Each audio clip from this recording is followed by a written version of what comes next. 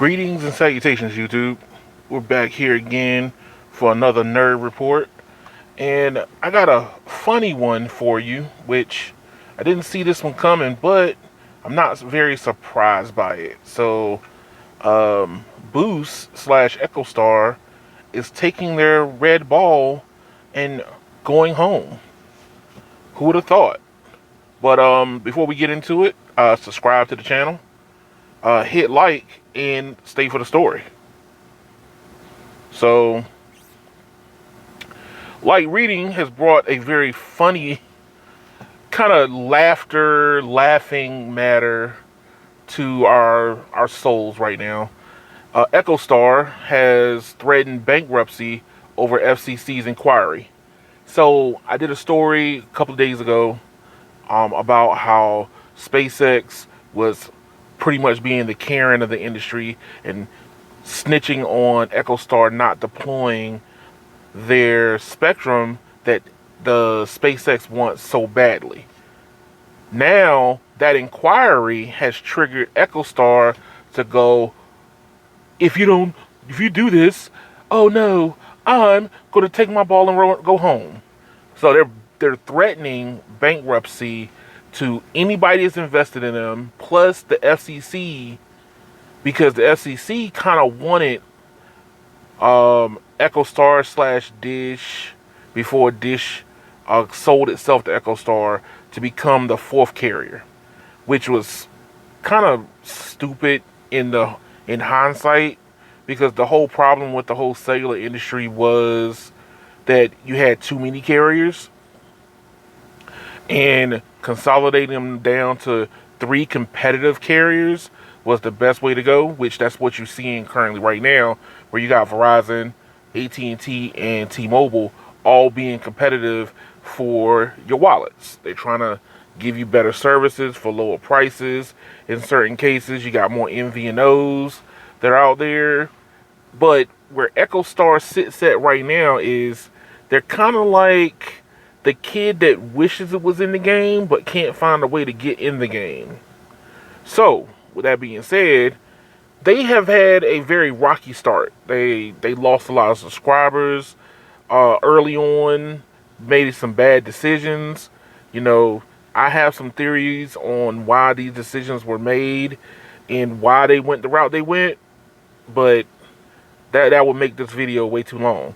But right now, what you're seeing from this article here is that apparently the house of cards that they have built is not as sturdy as maybe maybe once or two people, 3 people that's familiar with the matter has gotten right. Part of the problem is Echo Star merged itself back with Dish to try to avoid a lot of scrutiny. That's pretty much how you got to look at it. Dish alone was not going to be able to survive and deploy the spectrum like they needed to. Now SpaceX has come in and pretty much snitched on them. That's the best way you could say this. It's the only way you could really say this. They came in and snitched on them, and now Echo Star, because they know that FCC so badly wants to have a fourth carrier, has been milking this.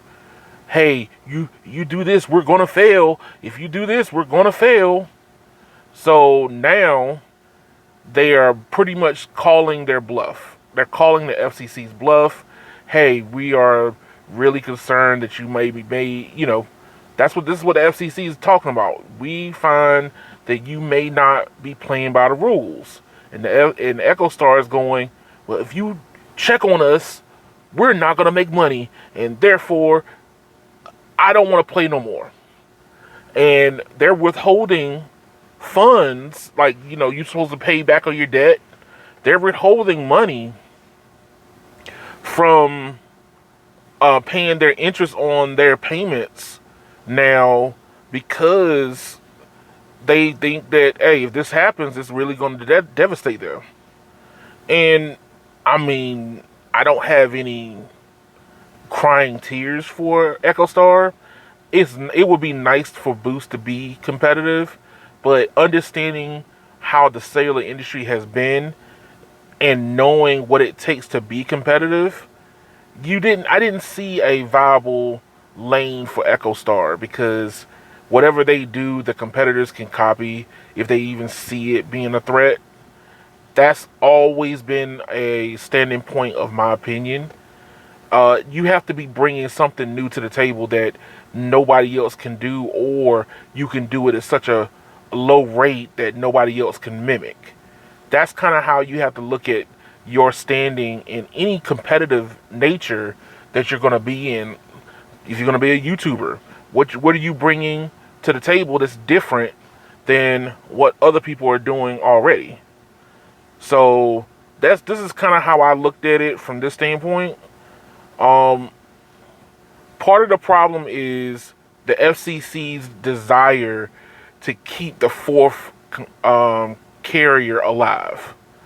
I feel like Charlie Ergen has been milking this ship for a long time, and now that SpaceX wants to get into the whole uh, cellular game because they're providing cellular service from space, Charlie Ergen is having a lot of pressure because they don't really have the ability to launch satellites into space to compete against SpaceX, and they don't have enough juice to compete against the three major carriers to be able to sustain their, viability.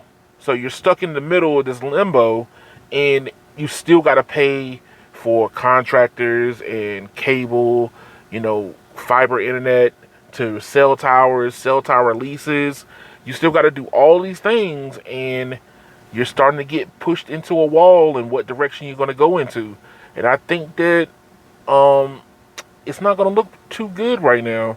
I know that inside this article, it also goes into talking about Charlie Ergen's fraught controversy around AWS and him acquiring the AWS spectrum that is at fault for SpaceX to go after him for.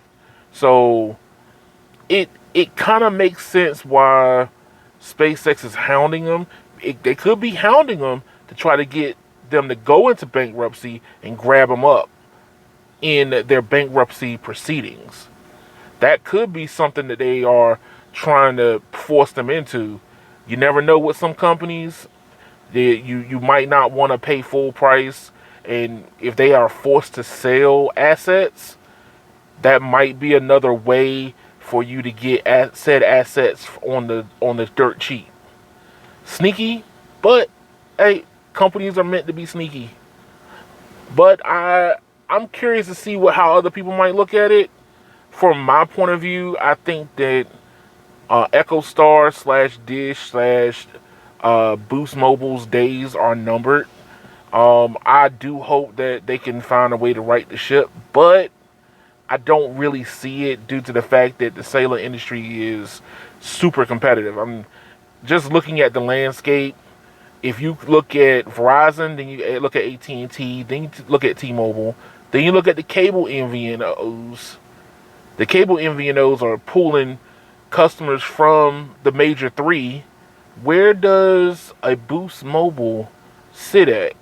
Now, granted, they are doing 5G Open RAN, open radio access network, but that's not a differentiator to pull customers in. Customers have to feel like the entity of Boost, is giving them a bigger value, and I don't really see where that extra value is coming from. Let me know what you might think. I'm curious to see where you might stand at. Like, share, and subscribe to the channel. Let me know where you stand and how you might end up riding the ship of a EchoStar / Boost / Dish kerfuffle. I'm curious to see what people might leave in the comments. Thank y'all, and y'all have a good one.